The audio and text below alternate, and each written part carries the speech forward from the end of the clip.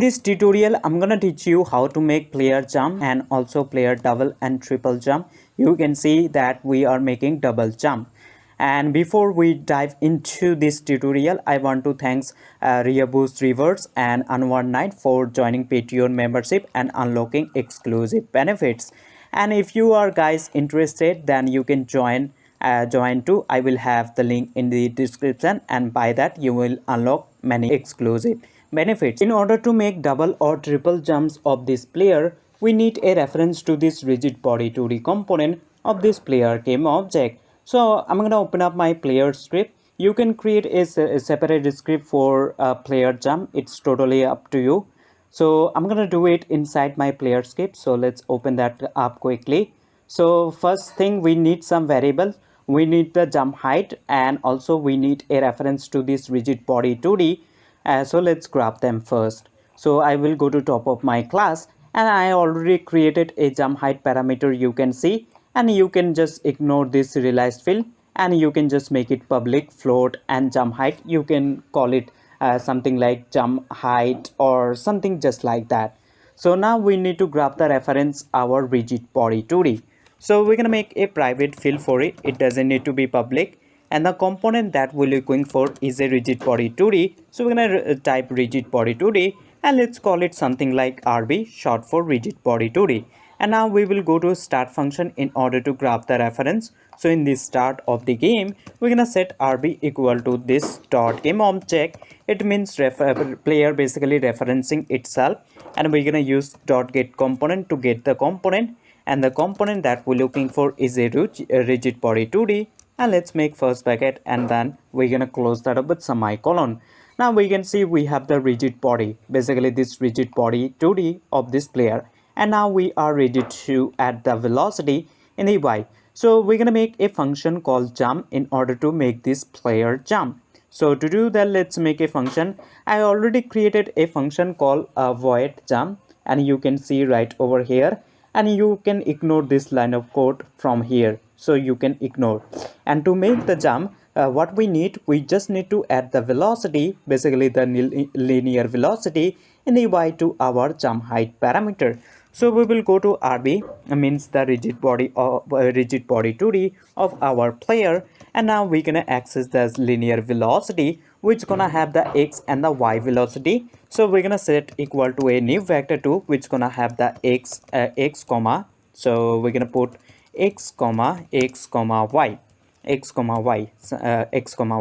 So in the x, we don't want to mess around with it in the x velocity. So we're gonna type simply rb dot linear velocity dot x, means the velocity of that player in the x axis itself, and we just not messing around with it. Basically this line of code basically referencing that basically we're not messing with the x velocity of our player, but we do want our player to jump high in the y axis. So we're gonna replace this y with our jump height parameter, and now we have to call this jump function in order to make the jump. So our player, basically we will able to add the velocity in the y axis as we have done it over here.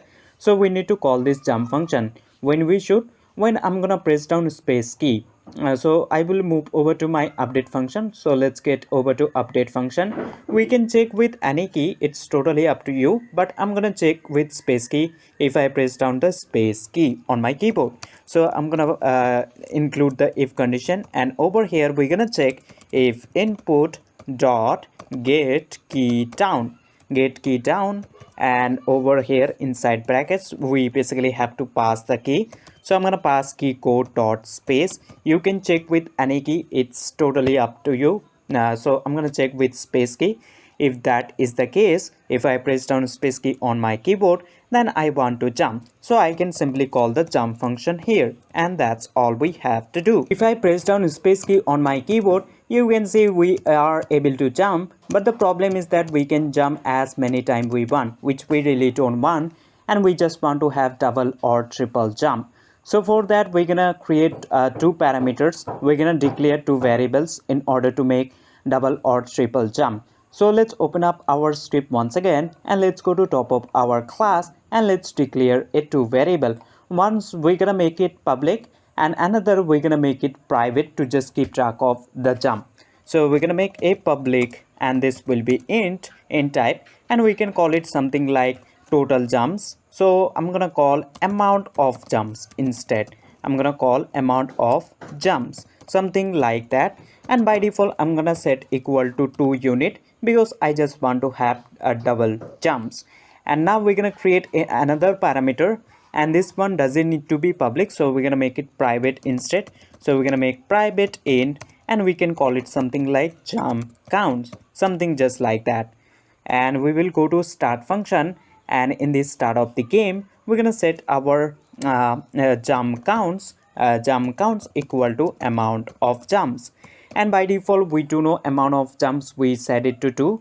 So this jump counts will be 2 because we directly setting it, as you can see. And now we will go over to our if condition, where basically we pressing down the key and then jumping. So we doing it over here, we can see.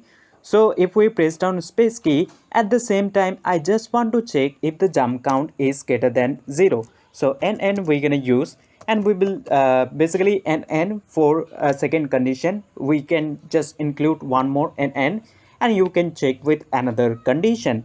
And over here we're gonna check if our jump counts is greater than 0. And we do know that in the start of the game this jump counts will be 2 because we just set amount of jumps, which is 2 unit. So if it's greater than 0, so the condition becoming true because the jump count is 2 and 2 is greater than 0 unit. 0. So the condition becoming true. So that's why we're gonna able to jump. And after jumping, I just want to subtract from this jump counts by 1 unit. So I'm going to subtract from this jump counts minus equal by 1 unit. And now if we try to press down second time space key and try to jump second time, now if we press down space key on our keyboard, at the same time jump counts is greater than 0. So for the first time this jump count was 2, so 2 minus 1 will be 1, and now the jump counts is 1, and 1 is still greater than 0. It means we're gonna able to jump because both of this condition getting true. And after jumping we just subtracting by 1 unit, so 1 minus 1 will be 0. And if we press down for the third time space key, and now the jump count is 0, and 0 is not greater than 0. 0, so the condition getting false over here. So that's why we're not gonna able to jump for the third time, and we're gonna able to see that. So let's save our script and let's go back to Unity editor. And if I press down space key on my keyboard second and first and second time, we just able to jump. Basically we are able to jump twice, but we're not jumping at all because the jump count is now 0.